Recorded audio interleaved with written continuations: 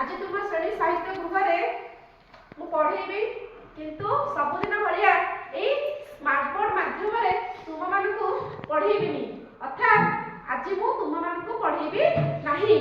आज तुम्हें मैंने पढ़ आ मु केवल तुम मानू गाइड करी ताहले आज गोटे नुआ माध्यम आम पाठ पढ़ा जो माध्यम नाम हूँ 5E अप्रोच की अप्रोच 5E अप्रोच जहार पांचटा कौन अच्छी स्टेप अच्छी अर्थात पांचटा ई। प्रथम ई होची कौन हमर एंगेज प्रथम ई कौन एंगेज बा नियुक्ति। द्वितीय ई होची हमर एक्सप्लोर बा अनुसंधान। तृतीय ई होची हमर एक्सप्लेनेशन बा कौन अनुव्याख्या। चतुर्थटी होची एलाबोरेशन अर्थात सविस्तार एवं पंचमटी तुमर अति प्रिय इभालुएशन बा मूल्यांकन। ताहले ए 5P प्रक्रियाटी कोन ए 5P प्रक्रियाटी होची तुमर पिला मानकु नेकी मु गोटे दल गठन करिवि। आज मु तुम मानकु पाठ पढाइबिनी मु केवल तुम मानकु कोन करिवि गाइड करिवि तुमे निजे पढिबो। मु जेतबे दल गठन करि सारिबि मु कोन करिवि तुम भितर दल गठन कर सारा परे तमरी मानक भितर जनक दलर दलपति बा ग्रुप लीडर भाबे बाछिबि। बुझिला कोन बाछिबि ग्रुप लीडर जे कि ग्रुप रा बा तम निज दलर नेतृत्व नब। तापर कोन करबा मु किछि चिरुगुटी बा छोट कागज रे किछि तम पई लेखा लेखिकी आनिछि बा किछि प्रश्न तम पई लेखिकी आनिछि जहार प्राथमिक अवस्था रे तुम मानक मु दल गठन कर सारा परे से चिरुगुटी कागज को देबी आउ तुमे माने से चिरुगुटी कागज रे कोन लेखा हेछि निजे ताको खोलिकी देखिबो। ये थिला हमर प्रथम अवस्था जहा को हम कहू एंगेज बा नियुक्ति।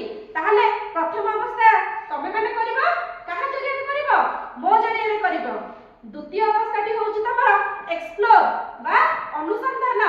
दिया जायतिबा कागज रे केते गुडी कार्य शब्द अछि जहा को तुमे माने कोन करबो एक्सप्लोर करबो बा ताको तुमे अनुसंधान करबो। तृतीयटी होछि एक्सप्लेन। तुमरी मानक भितरु जो माने दलरे दलपति भाबे चयनित होइतिबा सेई माने कार्य शब्द रे थिबा कार्य को समाप्त करि साला परे कोन करिछ ताकू तुमे एक्सप्लेन करबो। बुझिला। चतुर्थ कामटी होछि एलाबोरेशन बा तुमर सविस्तार जहा को मु तुमको गाइड करिबी एवं तुमे आ मु आमे उभय मिसिकी से कार्य शब्द ऊपर सविस्तार आलोचना करिबा। एवं शेष पर्यायटी होछि तुम मानक समस्त अति प्रिय मूल्यांकन बा इभालुएशन प्रक्रिया जेउथिरे तुम मानक पई मु केते गुडी इभालुएशन क्वेश्चन रखिछि बा मूल्यांकन प्रश्न रखिछि तुमे माने ताकू सर्वविषय पढिबा एवं मते उत्तर दब। ताहले एही बडी भाबरे आज पढिबो ना पढिबानी पढिबा पढिबा। ताहले एई अप्रोच रे ना होछि 5P अप्रोच जहा को कोन करा जाय ट्रेडिशनल मेथड रे अर्थात जो मेथड रे केवल शिक्षक मु तुमको सब बळे कुहे तुमे माने सुनो बा स्मार्ट बोर्ड रे तुम माने देखि देखि की पढ। किंतु एई 5P अप्रोच रे गुरुमा किछि कहिबेनी गुरुमा स्मार्ट बोर्ड भी लगैबेनी तुमे आज किछि कार्य शब्द जरिया रे बा चिरुकुटी जरिया रे निजे आज तमे खोजी की बाहर करिवो निजे आज तमे समस्त निजे करिवो। आज गुरुमा केवल पथ प्रदर्शक हेबे तुम मानक पथ देखैबे तुम मानक सहाय्य करिवे किंतु आज गुरुत्वपूर्ण भूमिका होछि केवल तुम मानकर।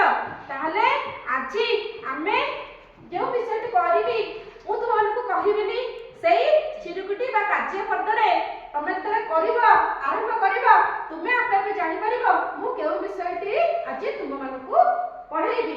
जदियो तुम मानक सीधा सड़क पढाइबिनी किंतु 5P अप्रोच रे तुम माने कोन करिवो सेटा तुमे जतबेले प्राथमिक अवस्था एंगेज को आसीबो तुमे माने निजे जानि परिबो जे तुमे माने आज केउ विषय पढिबो। आज तुमको मु कहिबिनी केउ विषय पढिबो तुमे जतबेले आरंभ करिवो 5P अप्रोच रे पढिबा प्रथम अवस्था रे तुमे एंगेज रे जानि परिबो तुमे केउ विषय पढिबो। ताला जे नुवा करी पढिबा नुवा करी गोटे मेथड रे पढिबा पढिबा पढि साला पर मते कहिबो कोन शिखिबा केमति लागिला ବୁଝିହେଲା? ମତେ ସମସ୍ତେ କହିବ। ଚାଲ